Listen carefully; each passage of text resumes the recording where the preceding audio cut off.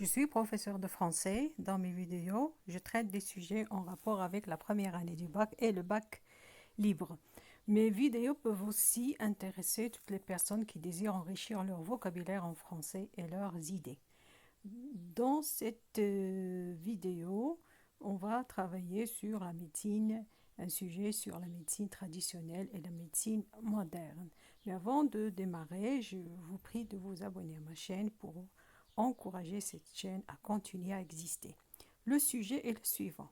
Pour certaines personnes, la médecine moderne est plus efficace que la médecine traditionnelle.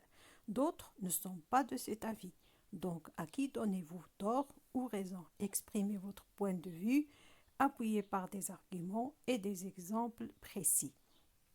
Donc, quand on est devant un sujet, n'importe lequel, la première des choses à faire, c'est de bien lire le sujet et chercher les mots-clés. Ici, par exemple, les mots-clés sont la médecine moderne, la médecine traditionnelle, et nous avons aussi l'adjectif efficace, c'est-à-dire laquelle de ces deux médecines est plus efficace que l'autre. Et on vous demande aussi d'exprimer votre point de vue. Donc, puisqu'on a défini les parties du sujet, puisqu'on a médecine moderne d'un côté et médecine traditionnelle de l'autre côté, donc ça veut dire qu'on va parler, qu'on a deux parties dans le développement sur lesquelles on va bien sûr parler. Voilà, vous avez là la traduction en arabe, يعني الترجمة بالعربي ديال السوجي. بالنسبة إلى بعض الناس الطب الحديث أكثر فعالية من الطب التقليدي. آخرون لا يتفقون مع هذا الرأي.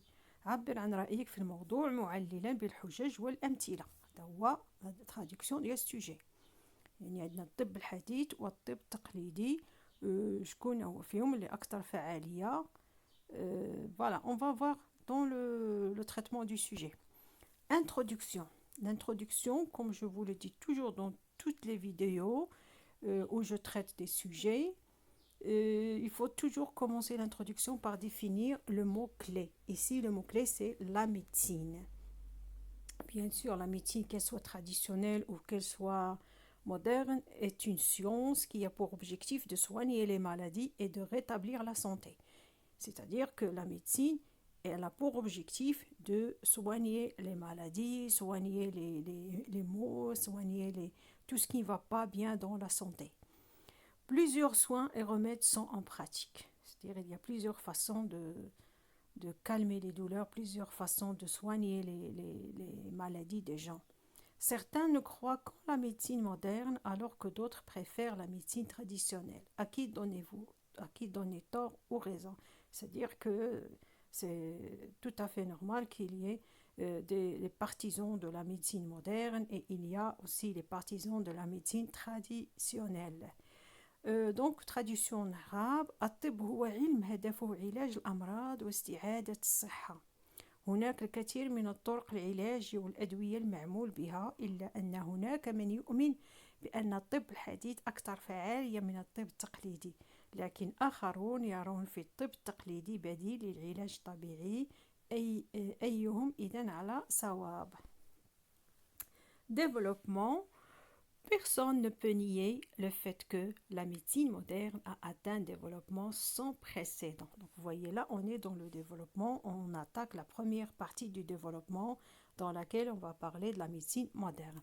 Donc personne ne peut nier que la médecine moderne a atteint un développement sans précédent, c'est-à-dire un développement extraordinaire, jamais vu dans les temps passés. En effet, les appareils médicaux ainsi que les interventions chirurgicales sont devenus d'une précision sans pareille. Sauf que devant certaines maladies telles que le cancer ou le diabète ou autres maladies, je ne vais pas tout citer, il y a Internet pour ça, comme je le dis toujours, son efficacité n'est pas approuvée car elle n'arrive pas à les guérir. Donc c'est vrai que la médecine moderne, elle a bien sûr à sa disposition beaucoup de matériel sophistiqué, très développé, beaucoup de façons de guérir et de moyens de guérir qui sont vraiment extraordinaires, mais devant certaines maladies, elle reste encore, on peut dire, elle reste encore, je dirais pas, on peut dire, elle ne peut pas les guérir tout simplement. je ne veux pas dire quelque chose de très méchant, mais elle ne les guérit pas, comme les maladies que j'ai citées. Donc, Candide, par exemple, un exemple des œuvres qui sont au programme, Voltaire critique les médecins qui n'arrivaient pas à guérir Candide de son mal dans le chapitre 22. Mais il nous montre le héros, c'est-à-dire le même Candide, soigné de ses blessures par la vieille femme en utilisant des soins traditionnels dans le chapitre 7. Ici, on a vraiment une nette critique. L'intention de Voltaire elle est nette ici, c'est-à-dire clair qu'il est en train de critiquer les médecins qui ne veulent qu'à l'argent des gens et qui, dans certains cas, sont incapables de guérir leur maladie. Alors que parfois, certains remèdes très simples et très traditionnels sont efficaces devant certaines maladies. C'est pourquoi certains utilisent la médecine douce, celle à base de plantes médicinales pour combattre certains maux. Oui, certains, là on est en train d'attaquer la deuxième partie de notre développement. Donc, ce qui fait que les gens se tournent maintenant vers la médecine douce, c'est-à-dire la médecine traditionnelle qui utilise des méthodes très très douces.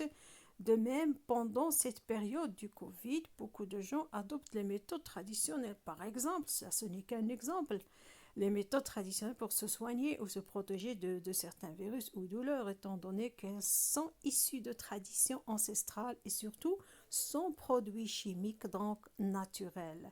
Bien sûr, vous avez vu pendant cette période du Covid, les gens ils se sont tournés vers certaines pratiques traditionnelles, on peut dire plantes, certaines graines, voilà, et ils les utilisent pour se protéger ou pour guérir, pour soigner leurs maux, c'est-à-dire leurs maladies. Voilà, pour éviter, bien sûr, les produits chimiques. Parce que regardez bien dans ces deux photos, les produits naturels de la médecine traditionnelle, et de l'autre, il y a les médicaments qui sont sûrement à base de produits parfois chimiques et toxiques pour la santé. Cependant, il ne faut pas confondre médecine traditionnelle avec les pratiques douteuses de ces charlatans qui se nomment guérisseurs et qui utilisent des recettes très souvent dangereuses pour la santé. Donc, lorsqu'on parle de médecine traditionnelle, ça ne veut pas dire qu'on parle qu'on parle des guérisseurs, ces guérisseurs qui sont des charlatans qui utilisent je dirais, des produits ou bien des plantes parfois dangereuses pour la santé. Donc, il ne s'agit pas de ça, mais il s'agit d'une médecine traditionnelle dont les produits sont connus et bien sûr efficaces et aussi ils sont bénéfiques pour la santé. Donc en arabe لا يمكن إنكار بأن الطب الحديث حقق تطورا غير مسبوق في المعدات الطبية والعمليات الجراحية أصبحت بدقة لا مثيل لها، إلا أن رغم هذا كله لا زال الطب الحديث عاجز أمام بعض الأمراض المستعصية وكذلك بعض الفيروسات. لهذا أصبح البعض يتجه نحو الطب التقليدي البديل الموروث من تقاليد الأجداد، لا سيما وأنها لا تحتوي على مواد كيماوية لأنها طبيعية. ولكن لا يجب الخلط بين الطب التقليدي البديل وعلاجة هؤلاء المشعوذين الذين يستعملون طرق مشكوك فيها وقد تشكل خطر على صحة الإنسان. Conclusion. Finalement, on ne peut pas prioriser l'une ou l'autre des deux médecines car chacune a des pratiques thérapeutiques notoires, mais on peut surtout attester leur rôle complémentaire dans le combat contre les maladies. Donc, en fin de compte, on ne peut pas dire prioriser, c'est-à-dire montrer que l'une des médecines est prioritaire par rapport à l'autre. Non, on peut dire qu'elles sont surtout, chacune présente bien sûr des pratiques thérapeutiques. Ça veut dire thérapeutique, ça veut dire qu'elle vise à guérir les maladies des gens. Donc, les deux médecines, on peut dire qu'elles sont complémentaires. L'une complète l'autre dans le combat contre les maladies. Donc on ne peut pas, dans la conclusion, dire ah voilà, l'une est meilleure que l'autre. Oui, chacune, on peut dire, présente on peut dire des services à l'homme qui sont très bénéfiques pour sa santé. في الأخير لا يمكننا تفضيل الطب الحديث عن الطب التقليدي أو العكس، لأن كل واحد يكمل الآخر، كما أن كل من الطب الحديث أو التقليدي يقدمان طرق علاجية مهمة، كما أننا نشهد بأدوارهم التكميلية في محاربة الأمراض. Donc, ma vidéo touche à sa fin, mais avant de vous quitter, je vous prie de vous abonner à ma chaîne et de liker la vidéo si elle vous plaît.